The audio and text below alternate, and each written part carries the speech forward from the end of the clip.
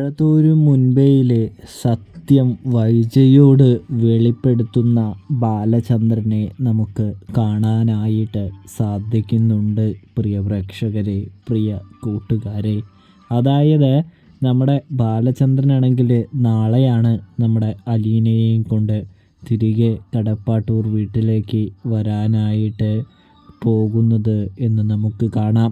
അതിനു മുമ്പ് തന്നെ നമ്മുടെ രാജീവൻ സ്ഥലം കാലിയാക്കി സിംഗപ്പൂരിലേക്ക് പോകുന്നുണ്ട്. ഇവിടെ വൈജയോടൊക്കെ യാത്ര പറഞ്ഞിട്ടാണ് രാജീവൻ പോകുന്നത്. നീ പേടിക്കൊന്നും വേണ്ട, എന്തായാലും അലീനയുടെ കാര്യത്തിൽ അധികം വൈകാതെ തന്നെ ഞങ്ങളൊരു തീരുമാനവും കാര്യങ്ങളൊക്കെ എടുക്കും.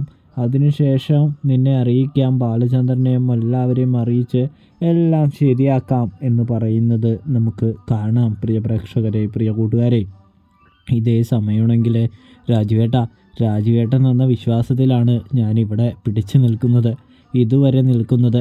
രാജുവേട്ടൻ വാക്ക് പാലിക്കണമെന്ന് പറയുമ്പോൾ, എടി വൈജേ, നിനക്ക് ഞാൻ പറയുന്നത് മനസ്സിലാവുന്നില്ലേ? നീ പേടിക്കൊന്നും വേണ്ട, എന്തായാലും വേർനോട്സ് വെച്ച് നമുക്ക് കാണാം. ഇപ്പോൾ ബാലചന്ദ്രൻ അലീനയുമായിട്ട് വന്നാൽ നീ തടയാനോ ഒന്നും നിൽക്കണ്ട എന്ന് പറയുന്നത് കാണാം.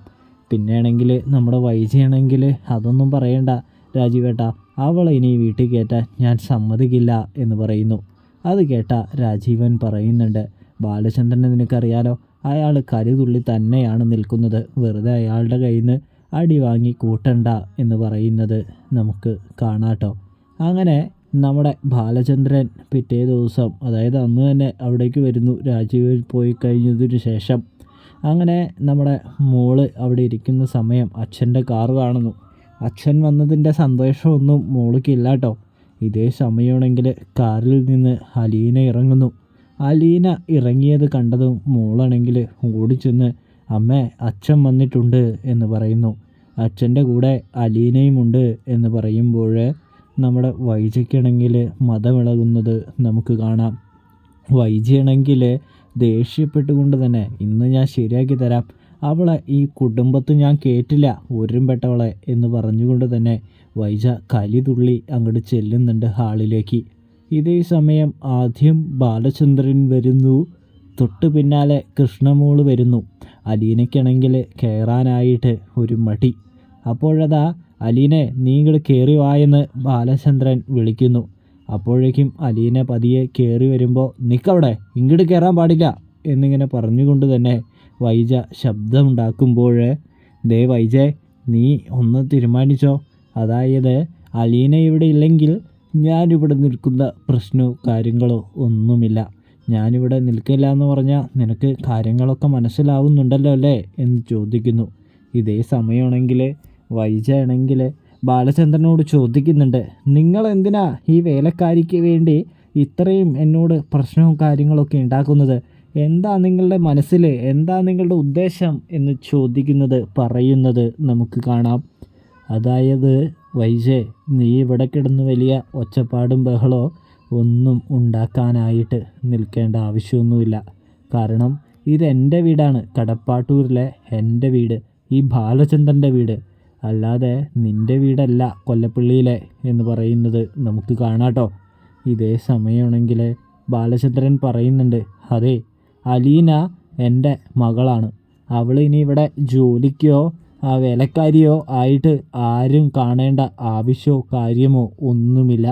അലീന ഇനി എൻ്റെ മകൾ തന്നെയാണ്.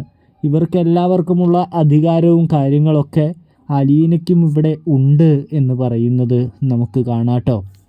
ഇതേ സമയമാണെങ്കിൽ, സത്യം പറ ബാലചന്ദ്ര, ഈ അലീന നിങ്ങളുടെ മകളാണോ എന്ന് ചോദിക്കുന്നത് നമുക്ക് കാണാം. അതൊക്കെ നിനക്ക് വഴിയെ മനസ്സിലായിക്കോളും വൈജേ, ആരുടെ മകളാണ് കാര്യങ്ങളൊക്കെ. ഇപ്പോൾ മുതൽ ഇവൾ എൻ്റെ മകള് തന്നെയാണ്. ഇവളെ നീ ഇനി ഒരു ഉറുമ്പ് കൊണ്ട് പോലും, ഒരു നാവ് കൊണ്ട്, ഒരു വാക്ക് കൊണ്ട് പോലും വേദനിപ്പിക്കരുത് എന്ന് പറയുന്നത് നമുക്ക് കാണാം. ഇതേ സമയം വൈജയാണെങ്കിൽ അതൊന്നും നടക്കില്ല, ഞാൻ അലീനയുമായിട്ട് യുദ്ധം തന്നെ നടത്തും എന്ന് പറയുമ്പോൾ, യുദ്ധം നടത്തിക്കഴിഞ്ഞാൽ വൈജേ, നീ ഒരു കാര്യം ആലോചിച്ചോ, നീ ഈ കൊല്ലപ്പള്ളിയിലെ വീട്ടിൽ നിന്ന് എന്തായാലും പുറത്തേക്ക് പോകും എന്ന് പറയുന്നു. അതായത് കൊല്ലപ്പള്ളിയല്ല, കടപ്പാട്ടൂർ വീട്ടിൽ നിന്ന് പുറത്ത് നിൻ്റെ കൊല്ലപ്പള്ളി വീട്ടിലേക്ക് പോകും എന്ന് പറയുന്നു.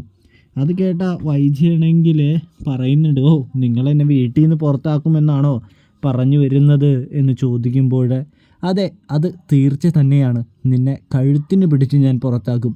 ഇനി അലീനയെ ഇവിടെ നിന്ന് പുറത്താക്കാനായിട്ട് ശ്രമിച്ചാൽ ആദ്യം ഈ വീട്ടിൽ നിന്ന് പുറത്തു പോകാനായിട്ട് പോകുന്നത് അത് നീ തന്നെയാണ് എന്ന് പറയുന്ന കാഴ്ച നമുക്ക് കാണാം. പ്രിയ പ്രേക്ഷകരെ, പ്രിയ കൂട്ടുകാരെ, ഇതേ സമയമാണെങ്കിൽ ഒന്നും മിണ്ടാതെ നമ്മുടെ വൈജ അവിടെ നിൽക്കുമ്പോൾ ബാലചന്ദ്രൻ പറയുന്നുണ്ട്, അതായത് എല്ലാവരോടായിട്ടാണ് പറയണേ, എൻ്റെ മക്കളോട്, അതായത് അലീന ഇനി ഇവിടുത്തെ വേലക്കാരിയൊന്നുമല്ല, നിങ്ങളുടെ കാര്യം സ്നേഹമുണ്ടെങ്കിൽ അവൾ നോക്കിയെന്ന് വരും.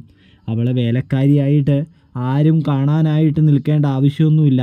ഇനി അവളെ വേലക്കാരിയായിട്ട് ആരെങ്കിലും കണ്ടാൽ, അവളോട് മോശമായ ആരെങ്കിലും പെരുമാറിയാൽ പിന്നെ അവർ നേരിടാൻ പോകുന്നത് ഈ ബാലചന്ദ്രനെ ആയിരിക്കും എന്ന് പറയുന്നത് നമുക്ക് കാണാം. പ്രിയ പ്രേക്ഷകരെ, പ്രിയ കൂട്ടുകാരെ, ബാലചന്ദ്രൻ ഒന്ന് പറഞ്ഞാൽ അറിയാലോ, നിങ്ങൾ നിങ്ങളുടെ അച്ഛനെ എതിർക്കേണ്ടി വരും എന്ന് പറയുന്നത് കാണാം. ഇതേ സമയം ബാലചന്ദ്രനാണെങ്കിൽ അലീനയും കൊണ്ട് അവിടെ നിന്ന് അകത്തേക്ക് പോകുന്നുണ്ട്. ഇതേ സമയം നമ്മുടെ കൃഷ്ണമോള് അവിടെ നിൽക്കാണ്. അമ്മയുടെ മനസ്സ് മാറ്റേണ്ട സമയമായി എന്ന് പറയുന്നു. ദേ, നീ എൻ്റെ മനസ്സ് മാറ്റാനെ പറ്റിയൊന്നും ചിന്തിക്കേണ്ട, നീ നിൻ്റെ അച്ഛൻ ചെയ്യുന്ന പ്രവൃത്തി നല്ലതാണോ എന്ന് ചിന്തിച്ചാൽ മതി എന്ന് പറയുന്നത് നമുക്ക് കാണാം. ഇതേ സമയമാണെങ്കിൽ നിങ്ങളെല്ലാവരും ചെയ്തത് വളരെ വലിയ തെറ്റും കാര്യങ്ങളൊക്കെയാണ്. അച്ഛൻ ചെയ്തുകൊണ്ടിരിക്കുന്നതാണ് ഏറ്റവും വലിയ ശരി എന്ന് കൃഷ്ണമോള് പറയുമ്പോൾ, അതെന്താ കൃഷ്ണമോളെ പെട്ടെന്ന് നിനക്കൊരു മനംമാറ്റം എന്ന് നമ്മുടെ ഇവൻ ചോദിക്കുന്നുണ്ട്, രോഹി.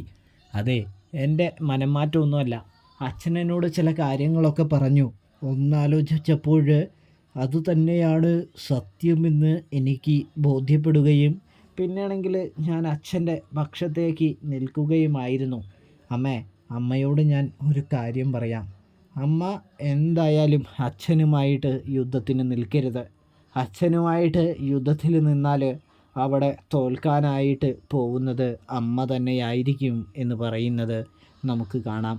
അങ്ങനെ നമ്മുടെ കൃഷ്ണമോള് മുറിയിലേക്ക് പോകുന്നു. ഇതേ സമയം കൃഷ്ണമോൾ എന്താണ് അങ്ങനെ പറഞ്ഞതെന്ന് ചിന്തിക്കുന്ന വൈജയെ നമുക്ക് കാണാം. ഇവിടെയാണെങ്കിൽ അലീനയോട് തന്നെ അച്ഛ എന്ന് വിളിച്ചാൽ മതി എന്ന് ബാലചന്ദ്രൻ പറഞ്ഞ് പഠിപ്പിക്കുന്നത് കാണാനായിട്ട് സാധിക്കുന്നുണ്ട്. പ്രിയ പ്രേക്ഷകരെ, പ്രിയ കൂട്ടുകാരെ, അങ്ങനെ നമ്മുടെ അലീനയ്ക്ക് ഒരു വളർത്തച്ഛനെ കിട്ടുന്ന കാഴ്ച നമുക്ക് കാണാം. റിവ്യൂ ഇഷ്ടപ്പെട്ട ചാനൽ മറക്കാതെ ഒന്ന് സബ്സ്ക്രൈബ് ചെയ്ത് സപ്പോർട്ട് ചെയ്യാനായിട്ട് പ്രത്യേകം ശ്രദ്ധിക്കണേ. പ്രിയ പ്രേക്ഷകരെ, പ്രിയ കൂട്ടുകാരെ, വീഡിയോ ഫുള്ളായിട്ടും കാണണേ.